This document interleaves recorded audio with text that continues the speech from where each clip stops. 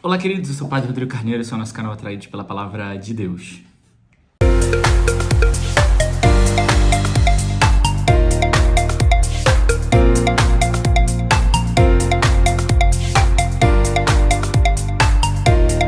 Bem, então seja muito bem-vindo, você que é um atraído pela Palavra de Deus, está fazendo com a gente também essa experiência aqui no nosso canal.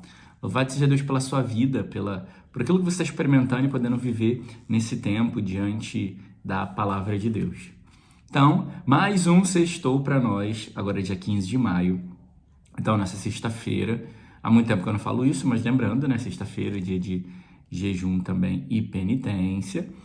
E também dia de nós meditarmos na palavra. A gente já está quase acabando agora o livro de...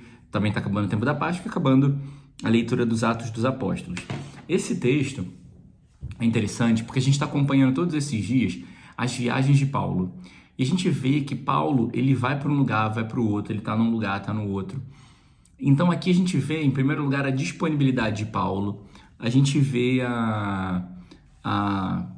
como se diz, não só a disponibilidade, mas a gente vê também essa escuta de Deus. Porque a gente vai vendo em alguns textos que Deus diz, não vai para tal lugar, vai para tal lugar. E hoje, Paulo estava um pouco preocupado de chegar nessa cidade, né? E aí, por isso, justamente Deus vai dizer para ele, ó Paulo, não tenha medo e não se cale, porque eu estou contigo.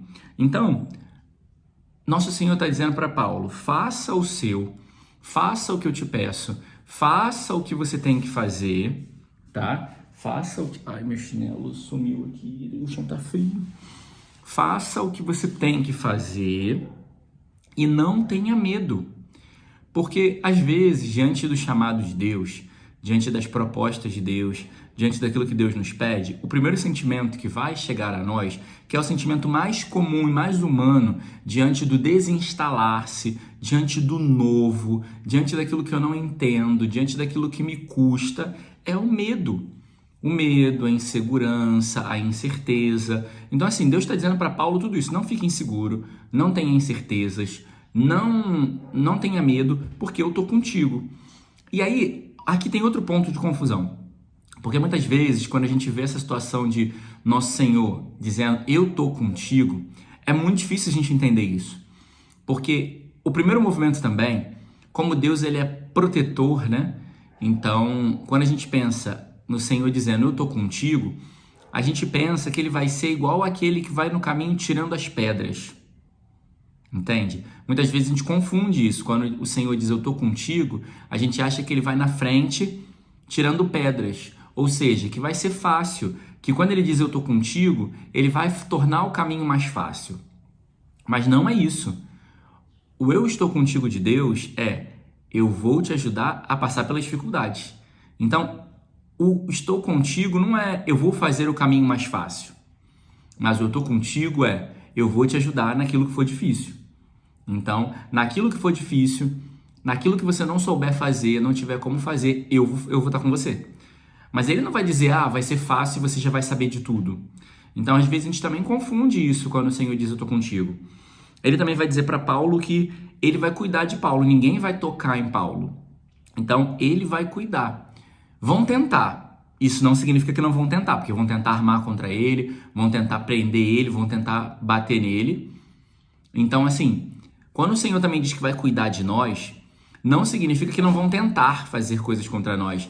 Não significa que nós não vamos ter tentações, dificuldades, ventos contrários. Não significa que não vai ter isso. Só que ele vai estar cuidando para que a gente não sofra danos. Como ele vai dizer, ninguém vai te fazer dano. Ele vai dizer para Paulo, nessa cidade, porque em outras ele foi apedrejado, foi preso, dado como morto. Né? Mas nesse caso aqui, o Senhor está dizendo para ele, eu vou cuidar de você e te proteger e ninguém vai te tocar. E o povo, eles vão tentar acabar com Paulo. Como eles não conseguem, eles vão buscar um bode expiatório e vão pegar Sóstenes. Vão pegar esse cara lá e vão pegar ele, vão golpear ele, vão bater nele diante do tribunal. Porque o mundo, as pessoas mundanas, não vou nem dizer o mundo, as pessoas mundanas, elas precisam se satisfazer. E a satisfação delas, muitas vezes, é oprimindo e humilhando os outros.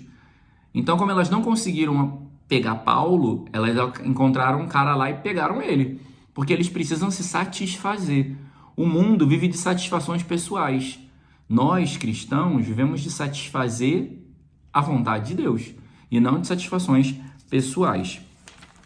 O Evangelho, ele vai trazer para nós que nós vamos chorar, mas o mundo vai se alegrar, porque as pessoas mundanas, elas vão se alegrar com a nossa derrota, entre aspas, quando elas pensam que estão fazendo algo contra nós, quando elas pensam que estão nos fazendo sofrer, quando elas pensam que estão nos subjugando, elas ficam felizes.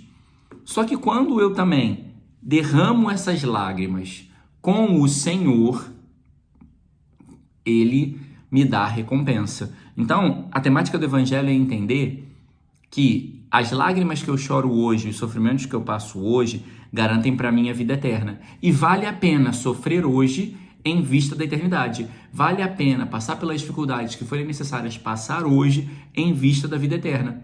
Vale a pena eu renunciar, vale a pena eu refazer um caminho, vale a pena eu deixar uma prática, vale a pena eu deixar uma atividade para que eu possa, então, viver, ter a vida eterna e ter a salvação com o Senhor. É muito interessante e importante para nós, porque na vida cristã a gente não vai entender muitas coisas que a gente vai passar. Às vezes nós estamos indo ali bem num caminho, estamos fazendo bem alguma coisa, mas o Senhor nos pede, me dá, me entrega.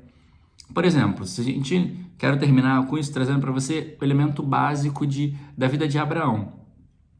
Abraão havia pedido há anos para Deus um filho, né? Para que honrasse ele. Deus honrou ele na velhice e deu um filho. Quando Abraão estava todo feliz com seu filho, vendo ele crescer, colocando nele toda a esperança, Deus pediu, me dá teu filho. E Abraão falou, tá bom, Deus está me pedindo, eu vou entregar. Jó nunca tinha feito nada de mal, era um homem justo, bom, e estava ali, vivendo a vida com seus filhos, com a sua família. Deus tirou os filhos, tirou os amigos, tirou os bens, tirou até a saúde dele, e Jó permaneceu. Só que, como é que esses caras conseguiram permanecer? Porque eles haviam entendido esse eu estou contigo. Que é muito melhor perder coisas, é muito melhor perder oportunidades e até pessoas do que perder a Deus. Porque se eu, no meio de uma tribulação, eu me revolto, eu perco a Deus, que é o mais importante na minha vida. E só Deus, só com Ele que eu posso chegar na vida eterna. Então, por isso que quando eu choro por uma tribulação, choro por uma perda, choro por uma situação humana, porque alguém está me fazendo passar por algo difícil, quando eu choro essa dor com o Senhor, quando eu sou capaz de chorar essa dor com Deus, eu estou entendendo, eu estou contigo, porque eu sei que só Ele pode me garantir a vida eterna. Louvado seja nosso Senhor Jesus Cristo, para sempre seja louvado.